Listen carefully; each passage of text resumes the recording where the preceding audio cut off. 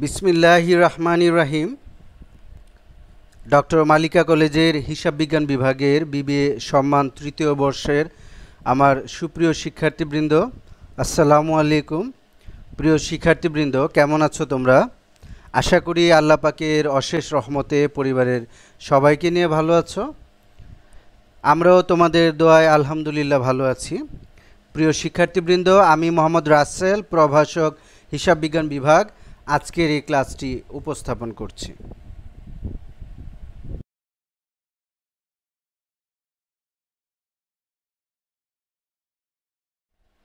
আমার স্নেহের শিক্ষার্থীবৃন্দ, আমি তোমাদের ম্যানেজমেন্ট অ্যাকাউন্টিং পড়াচ্ছি।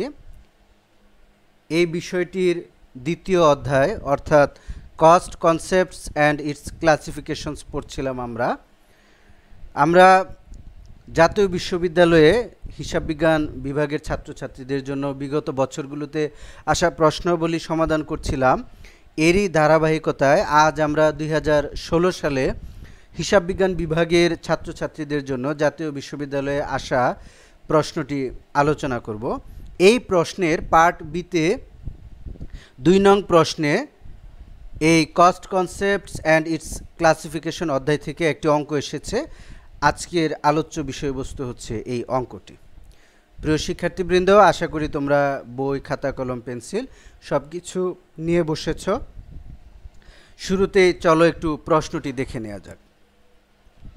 প্রিয় শিক্ষার্থীবৃন্দ, আমরা যেটি দেখতে পাচ্ছি যে 2016 সালে হিসাব বিজ্ঞান বিভাগের ছাত্রছাত্রীদের জন্য জাতীয় বিশ্ববিদ্যালয়ে যে প্রশ্নটি এসেছে, এই প্রশ্নের 2 নংয়ে এই অধ্যায় থেকে অর্থাৎ cost concepts and it's classifications এই অধ্যায় থেকে একটি অঙ্ক এসেছে। মুন স্টার কোম্পানি লিমিটেডের কিছু প্রোডাকশন রিলেটেড ডাটা এখানে দেয়া আছে, আমরা শুরুতে সেগুলো দেখে নিব। প্রিয় শিক্ষার্থীবৃন্দ, আমরা দেখতে পাচ্ছি সেলস দেয়া আছে 72,000, marketing expense 36,000, administrative expense 72,000, others expense 360 টাকা, পারচেজ দেওয়া আছে 36,000, ফ্যাক্টরি এক্সপেন্স 10,000, ডাইরেক্ট লেবার 15,000। কিছু ইনভেন্টরি দেওয়া আছে প্রিয় শিক্ষার্থীবৃন্দ। ফিনিশড গুডস যেটার ওপেনিং ব্যালেন্স হচ্ছে 7,000, এন্ডিং ব্যালেন্স হচ্ছে 10,200। ওয়ার্ক ইন প্রসেসের বিগিনিং ব্যালেন্স আমরা দেখতে পাচ্ছি 8,000, এন্ডিং ব্যালেন্স দেখতে পাচ্ছি আমরা 15,000। প্রিয় শিক্ষার্থীবৃন্দ, ম্যাটেরিয়ালসের ওপেনিং বা বিগিনিং ব্যালেন্স দেওয়া আছে 8,000 এবং এন্ডিং ব্যালেন্স দেওয়া আছে 8,500 টাকা। প্রিয় শিক্ষার্থীবৃন্দ, আমরা রিকোয়ারমেন্টে দেখতে পাচ্ছি যে কস্ট অফ গুডস ম্যানুফ্যাকচার্ড চাওয়া হয়েছে। প্রিয় শিক্ষার্থীবৃন্দ, আমরা তাহলে যেটি করব সেটি হচ্ছে যে আমরা কস্ট অফ গুডস ম্যানুফ্যাকচার্ড এটি নির্ণয় করার জন্য আমাদেরকে একটি স্টেটমেন্ট করতে হবে। প্রিয় শিক্ষার্থীবৃন্দ, চলো এবার সমাধানে যাওয়া যাক।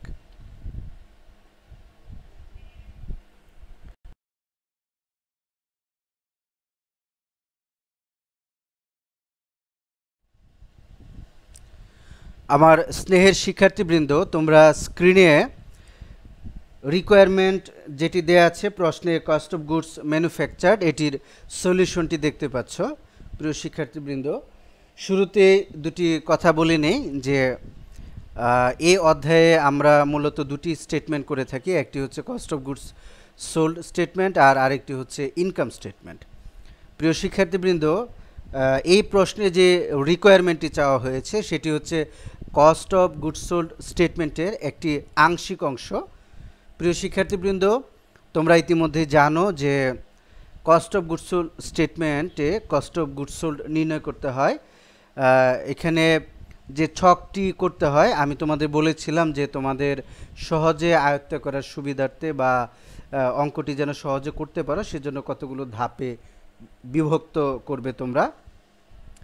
আমাদেরকে এখানে কস্ট অফ গুডস ম্যানুফ্যাকচার বের করতে হবে। আমরা এখানে কি কি ধাপ অনুসরণ করব একটু দেখে নিই।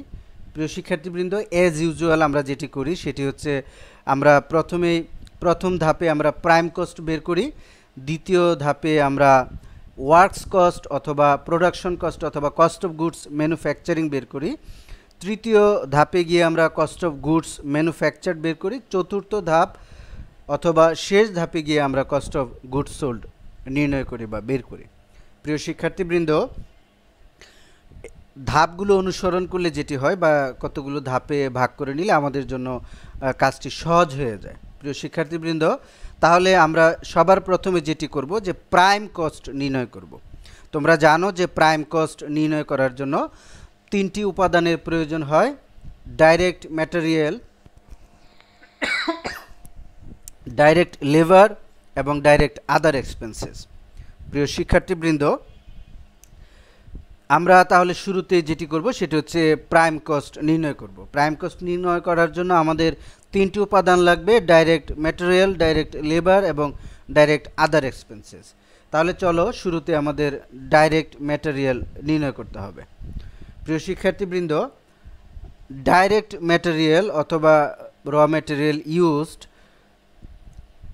আমাদের বেশিরভাগ ক্ষেত্রে প্রশ্নে দেয়া থাকে না, সেটি আমাদের বের করে নিতে হয়। ডাইরেক্ট ম্যাটেরিয়াল অথবা র ম্যাটেরিয়ালস ইউজড বের করার নিয়ম হচ্ছে ওপেনিং র ম্যাটেরিয়াল এর সাথে purchase of raw material add করতে হবে এবং সর্বশেষ যেটি করতে হবে সেটি হচ্ছে ক্লোজিং র ম্যাটেরিয়াল লেস বা বিয়োগ করতে হবে। আমি আবার বলছি, ওপেনিং র ম্যাটেরিয়ালের সাথে র ম্যাটেরিয়াল পারচেজ যোগ করব, সমাপনী র ম্যাটেরিয়াল মানে ক্লোজিং র ম্যাটেরিয়াল আমরা বিয়োগ করব, তাহলে আমরা পাবো হচ্ছে র ম্যাটেরিয়াল ইউজড। প্রিয় শিক্ষার্থীবৃন্দ, আমরা আমাদের প্রশ্নে দেখতে পাচ্ছি যে ওপেনিং র ম্যাটেরিয়াল দেওয়া আছে 8000 টাকা। তোমরা স্ক্রিনে দেখতে পাচ্ছ যে 3 কলাম বিশিষ্ট যে ছকটি রয়েছে সেই ছকের প্রথম লাইনে আমি লিপিবদ্ধ করেছি ওপেনিং র ম্যাটেরিয়ালস 8000, যেটি প্রশ্নে দেয়া আছে। এর সাথে পারচেজ যোগ করতে হবে। প্রিয় শিক্ষার্থীবৃন্দ, তোমরা প্রশ্নের শুরুতেই দেখতে পাচ্ছ যে পারচেজ দেয়া আছে 36000। ওপেনিং র ম্যাটেরিয়াল 8000 এর সাথে যদি আমরা পারচেজ 36000 যোগ করি তাহলে আমরা যে সংখ্যাটি পাই সেটি হচ্ছে 44000। এটি হচ্ছে আমাদের র ম্যাটেরিয়ালস অ্যাভেলেবল ফর ইউজ। প্রিয় শিক্ষার্থীবৃন্দ, র ম্যাটেরিয়াল অ্যাভেলেবল ফর ইউজ থেকে আমাদের যেটি করতে হবে ক্লোজিং র ম্যাটেরিয়াল লেস করতে হবে। প্রশ্নে আমাদের ক্লোজিং র ম্যাটেরিয়াল দেওয়া আছে 8500 টাকা। র ম্যাটেরিয়াল অ্যাভেলেবল ফর ইউজ 44000 থেকে ক্লোজিং র ম্যাটেরিয়াল 8500 টাকা লেস বা বিয়োগ করলে আমরা যেটি পাই সেটি হচ্ছে র ম্যাটেরিয়াল ইউজড 35500 টাকা।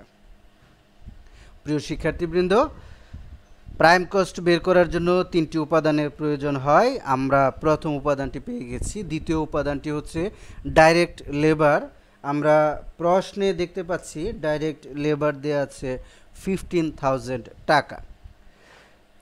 প্রাইম কস্ট বের করার জন্য যে তৃতীয় উপাদানটি প্রয়োজন হয় সেটি হচ্ছে ডাইরেক্ট আদার এক্সপেন্সেস।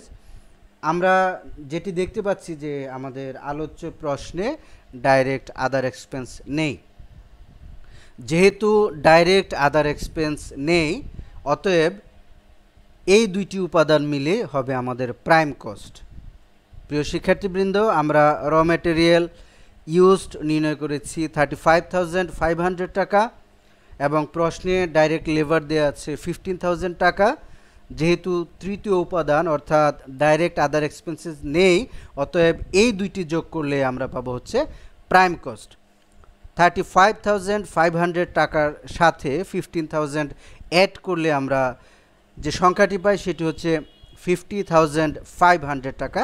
এটি হচ্ছে প্রাইম কস্ট। প্রিয় শিক্ষার্থীবৃন্দ, আমাদের প্রথম ধাপের কাজ সম্পন্ন হলো। এবার দ্বিতীয় ধাপ অর্থাৎ কস্ট অফ গুডস ম্যানুফ্যাকচারিং অথবা ওয়ার্কস কস্ট আমরা নির্ণয় করব।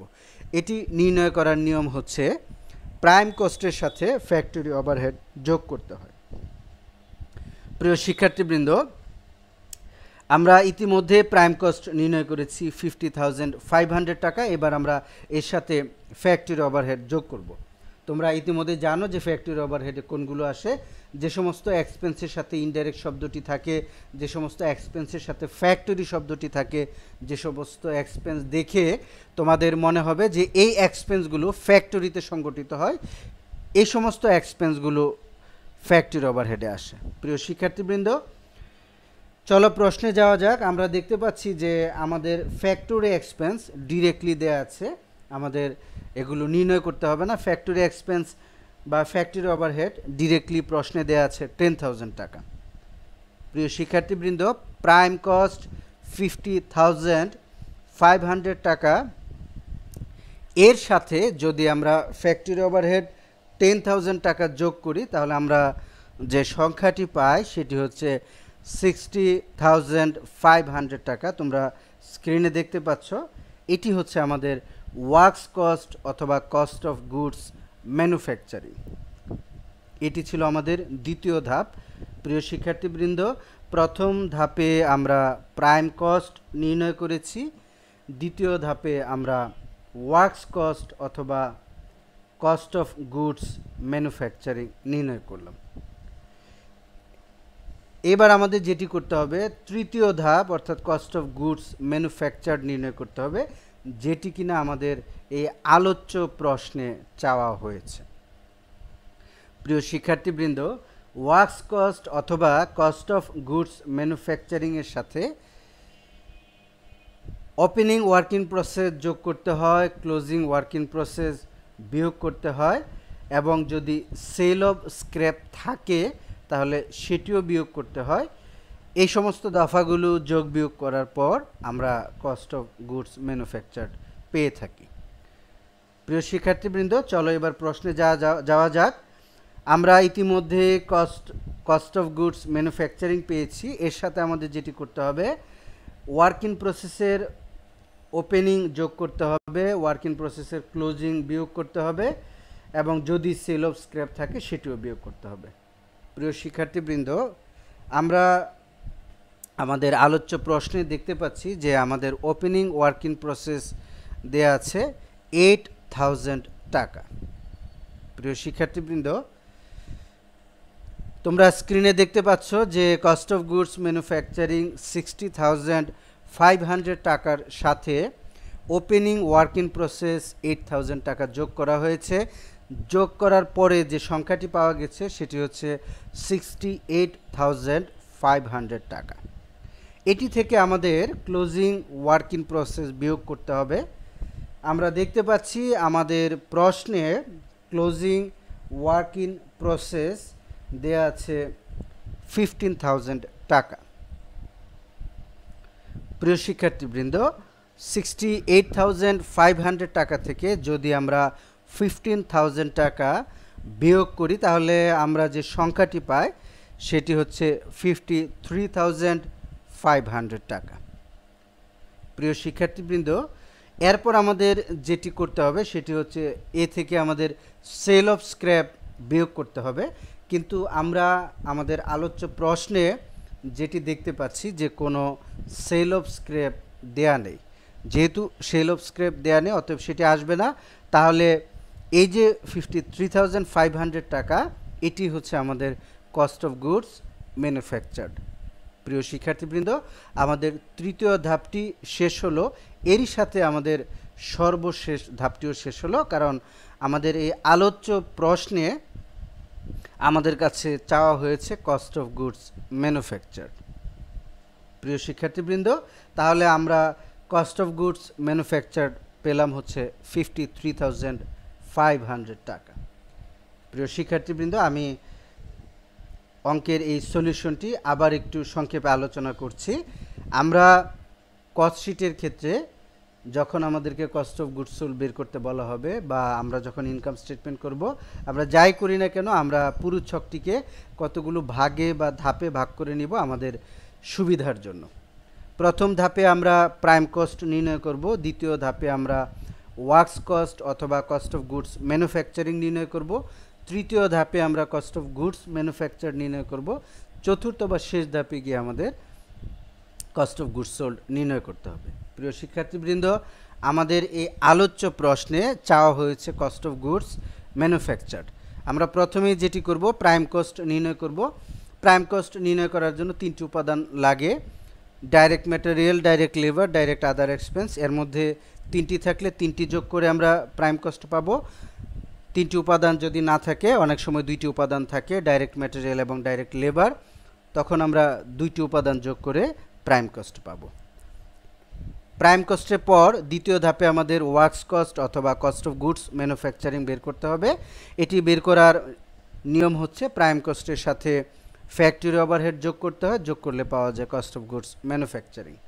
ফ্যাক্টরি ওভারহেডে কী কী আসে? যে সমস্ত খরচের সাথে ইনডাইরেক্ট শব্দটি থাকে, ফ্যাক্টরি শব্দটি থাকে, বা যে সমস্ত খরচ দেখে তোমাদের মনে হবে যে এই খরচগুলো ফ্যাক্টরিতে সংগঠিত হয়, এগুলোই হচ্ছে ফ্যাক্টরি ওভারহেড।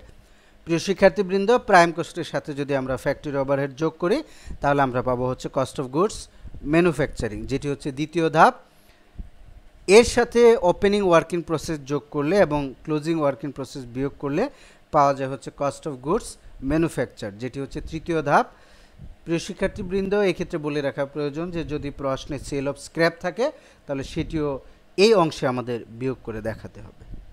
প্রিয় শিক্ষার্থীবৃন্দ, আমাদের আলোচ্য প্রশ্নে কস্ট অফ গুডস ম্যানুফ্যাকচার চাওয়া হয়েছিল। আমরা কস্ট অফ গুডস ম্যানুফ্যাকচার্ড নির্ণয় করেছি 53,500 টাকা। প্রিয় শিক্ষার্থীবৃন্দ, এই ছিল আজকের ক্লাস। আজ এ পর্যন্তই থাক।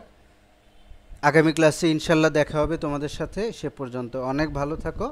অনেক দোয়া রইল তোমাদের জন্য, আমাদের জন্য দোয়া রাখবে। আজকের ক্লাস নিয়ে তোমাদের কারো কোনো প্রশ্ন থাকলে কমেন্ট অংশে তোমরা প্রশ্ন করবে অথবা আমাকে মেসেঞ্জারে ইনবক্স করবে। ইনশাল্লাহ আমি তোমাদের কোয়েরির রিপ্লাই দিব। ভালো থেকো তোমরা। আল্লাহ হাফেজ। আসসালামু আলাইকুম।